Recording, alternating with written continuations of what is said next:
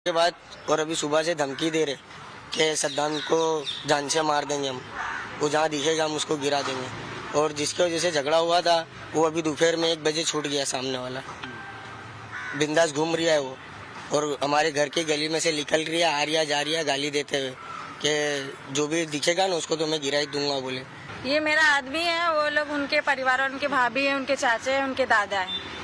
और पहले भी ये लोग तलवार से पूरी सोसाइटी में आतंक मचाते थे। हाँ, पहले भी कारण मकान भी किसी ने खाली किया है, वो खाली करके बम्बे उठा लेता है भाड़े के मकान में। अभी लोग आए नहीं है, वहीं रहते हैं। आपको कुछ धमकियां दी है उन्होंने? हाँ, धमकियां अभी भी दे रहे हैं मानने के लिए।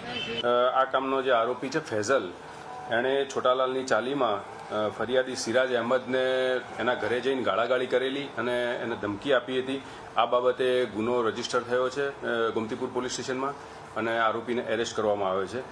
આગામી જે કંઈ એમના વિરુદ્ધ કાયદેસર જે કાર્યવાહી કરવાની હશે એ કરીશું, તેમજ અટકાયતી પગલાં જેવી પાસા તડીપાર જે કંઈ કરવા યોગ્ય હશે એ તમામ કાર્યવાહી પોલીસ દ્વારા કરવામાં આવશે।